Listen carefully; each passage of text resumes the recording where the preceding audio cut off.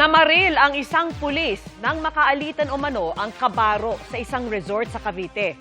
Nasawi ang isang sibilyan at nakaaway na pulis. Yan po ang tinutukan live ni June Veneracion. June! Vicky, lasing daw ang mga sangkot sa shooting incident na yan sa isang resort dito sa Maragondon, Cavite. Yan ang kinumpirma ni DILG Secretary John Vic Rimulya sa GMA News.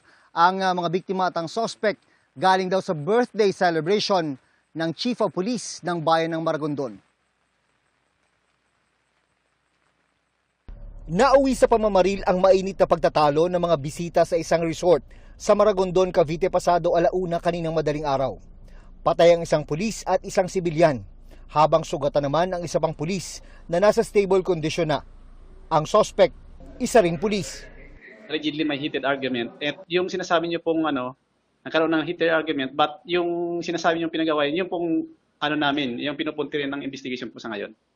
Sabi ng isang saksi, nagising siya sa takot nang marinig ang mga putok ng baril. Nagising ako eh.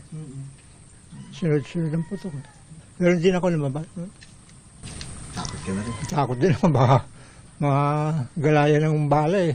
Ito yung pahingahan ng mga nagbubuki dito sa barangay San Miguel A, Maragondon, Cavite na ilang hakbang lang ang layo mula sa crime scene. Sa pader, makikita ninyong merong 2 tama ng bala. At sa ibaba, ayan, ito na may itsurang tingga ng mismong bala. Ayon kay Interior and Local Government Secretary John Vic Rimulya, lahat daw ng sangkot ay pauwi na mula sa birthday celebration ng Chief of Police ng Maragondon. Lasing daw ang mga ito at daladala ang kanilang mga service firearm. Agad din namang naaresto ang suspect na pulis. Sinubukan namin siyang kunan ng pahayag pero tumanggi siya. Mula raw sa magkakaibang municipal police station ang mga sangkot na pulis at hindi sa Maragondon.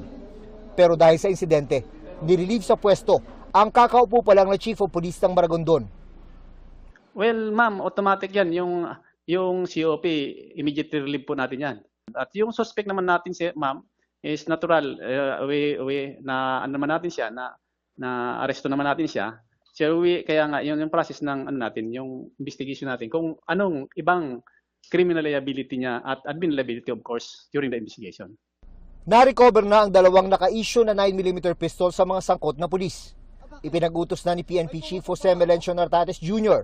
ang masusing investigasyon, kabilang na ang forensic examination. Okay na. Natunto namin ang gagawing burol para sa isa sa mga nasawing biktima pero tumangging magpa-interview sa amin ang kanyang mga kamag-anak. Paalala naman ng PNP sa kanilang mga tauhan, laging isaisip ang tamang paggamit ng baril at puwersa, naka-duty man sila o hindi. Balik sa Vicky. Maraming salamat sa iyo, June Veneracion.